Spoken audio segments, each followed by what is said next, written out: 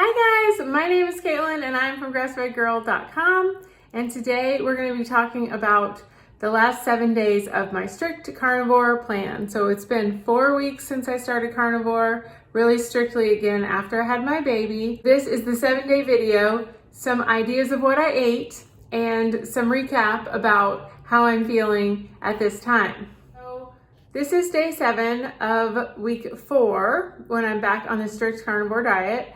And I am feeling really good. I feel like my body is changing slowly but surely. I feel like my stomach was very protruded from having the baby. You know, the muscles get pushed out and everything. And I feel like that is going away. So the upper part of my stomach is like flattening out, and that feels good. And I'm slowly fitting into the clothes, some of my clothes again. Not all of them, but some of the jeans that I have they're stretchy, but anyway, at least I don't have to buy something. And yeah, my digestion's getting a little bit better, and I'm still taking my magnesium SRT, which I showed you last time, and you can get that down in the description box. So the magnesium SRT, I take 2 of those every day, and sometimes I take 4, considering how I feel. And you know, I didn't lose any weight this week, but I do feel like my body's continuing to change.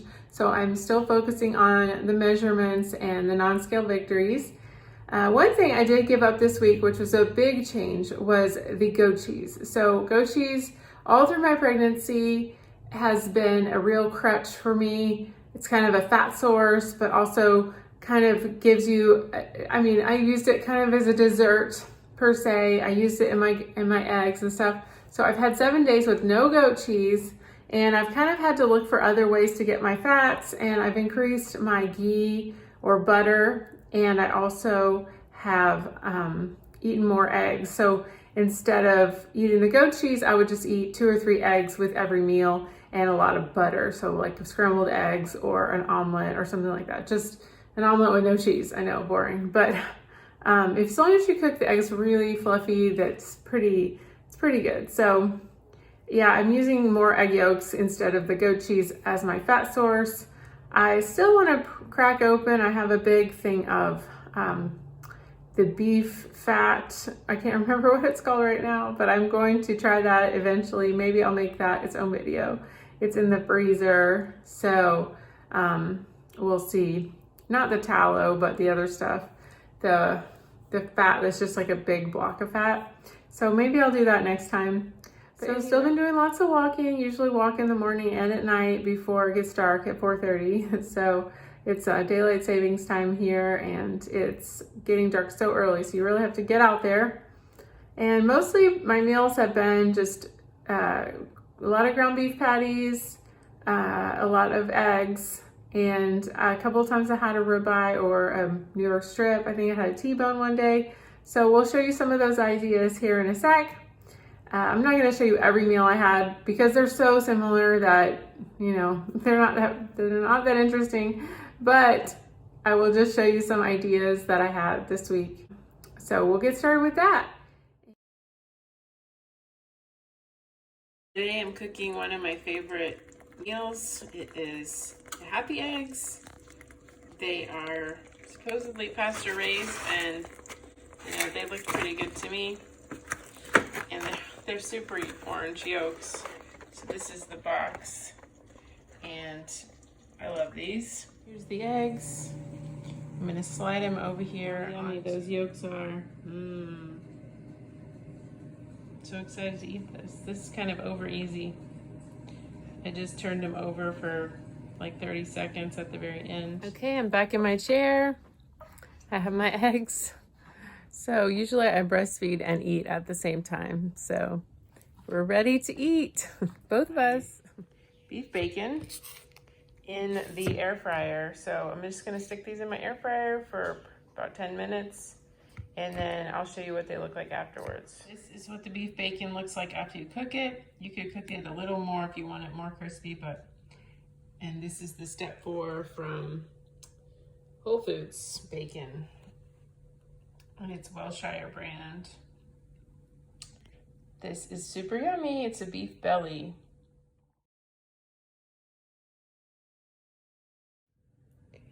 I am so excited. Today I'm making a Tbone steak. So you always want to dry off any moisture that's on it because that will steam if you have too much moisture. And then you always put salt on both sides. Just have some sea salt here from Costco. And you just salt it both sides. And then you leave it out to get it room temperature. So I'm gonna broil it just to be simple because I don't want to take the baby outside to grill. So just come over here, push broil and start, and that's gonna heat up your oven. So now I have my parchment paper on a pan. I really don't feel like washing. Okay, so I'm just gonna put it on the pan and I'm just gonna put it in the oven. So it's going in the broiler. Make sure that your pan is not too far from the top because that's gonna give it the crispiness on the top. So I'd say about 5 to 7 minutes on each side. Okay, so my paper sort of caught on fire, but anyway, that's 7 minutes. Now I'm gonna flip it over and get the other side. I just flipped it and I'm gonna go for the other side now. This side is the filet and then this side is the New York strip. So you can always put some more salt and then just slice it up. Ready to go. I just let it rest for a minute and then heat up. This is a great option for no mess and you know, when you're in a hurry and you don't really want to fool with a bunch of dishes and stuff, it's a great option. Okay, I've never tried this before, but I'm going to put this beef brisket in my Instant Pot. So I'm just gonna put some salt and then I'm gonna sear it. Called Bachman. They're from Oklahoma, so not so local, but grass-fed family business, really cool. Thank you so much, Bachman Family Farms. Okay, so it's good to dry off all the moisture. And then you put salt, really good amount of salt all over it. Saute setting. And stone mash is gonna be on normal and saute. So just for probably like 5 minutes, you're gonna saute it on all sides. And you're just gonna sear it on all sides. Put it over now.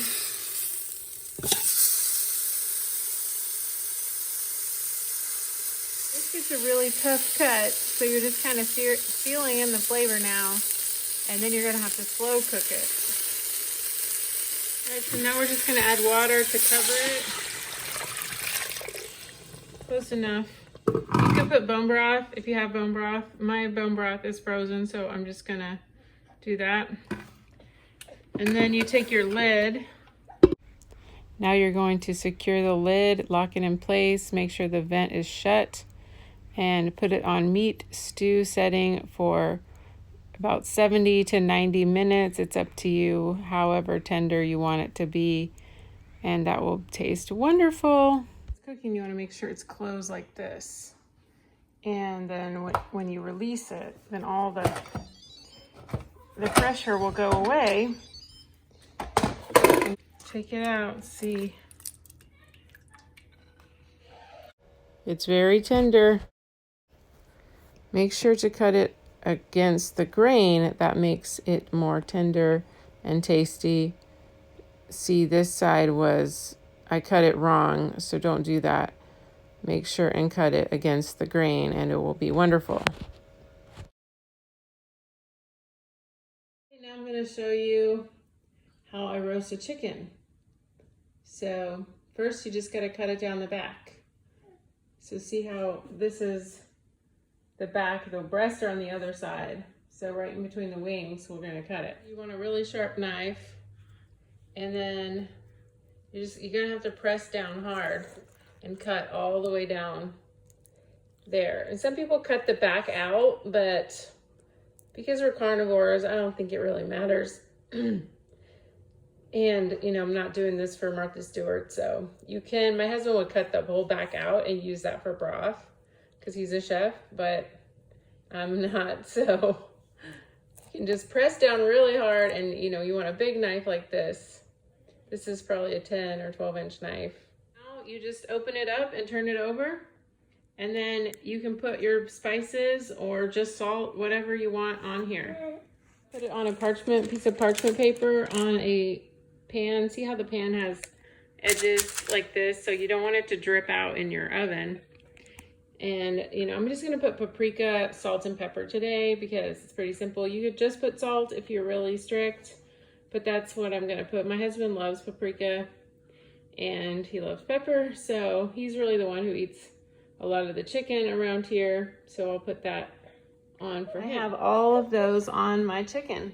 And turn it over and make sure you do the other side too, because that will help it be more flavorful. So just salt, pepper, and paprika. And now I'm gonna put in the oven for 125 on 350. An hour and 25 minutes on 350. This chicken is all ready. And it looks crispy and yum. So I just cooked it an hour and a half on 350 and super simple. And so all the skin is crispy and the underside will be just tender. So you can just eat this throughout the week. Sometimes I eat it with butter packets because pats of butter, because that makes it taste better and it's not too lean. All right, so I think one thing I will change this week, the next week coming up, is I'm still drinking my flavored Relight. So I don't know if I can give it up, but I might try giving that up and just doing salt only, or I do have unflavored Relight, and that's my favorite electrolyte drink. It's down in the description box. They do have an unflavored, but I've heard it's sold out for a while. So I also have a recipe on my blog for my electrolyte drink, so you can go over to my blog and find that. If you want to make your own, it's a lot cheaper. So I may have to give that up, but that's really the only thing I can think of that I'm still having that may be impacting my results. You know, it's a lot of things. It's just stress. I don't sleep well. My baby is still up 2 to 3 times a night, and I have to stay up and nurse for a while. So it could be the sleep thing. I don't know. I'm a little upset that I'm not losing faster, but I am feeling so much better. I'm not snacky. My energy is really good. Even when I don't sleep that well, I'm okay. So I am overall completely happy, and I'm just gonna not focus on the time. The only reason I even think about the time is because I'm doing these videos for you guys, because I did carnivore really strictly for 2 years almost, and so it's really no big deal, but I am now as strict as I have ever been. So we'll see if I can just keep on. And you know, may just be in a maintenance phase right now because of all the nursing and everything and the not sleeping. So it may just have to be when my baby's bigger and older. So I do feel like my body's changing slowly, and I'm happy with that. And you know, I didn't start this to lose weight in the first place. I started it to change my digestion, which was completely stopped, and also my autoimmune symptoms, which are so much better. And I am going to get a thyroid report again soon, so I'll be sharing that with you guys too. I hope you enjoyed this video, and you know, if you're struggling with carnivore diet, think about things you can tweak or take out. You know, definitely always the dairy. Try to sleep more.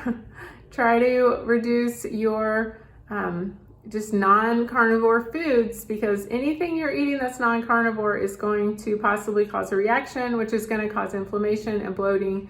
And it's just kind of a spiral, a downward spiral, but you'll see it up on the scale. So, all right, make sure and watch my other videos for my carnivore playlist.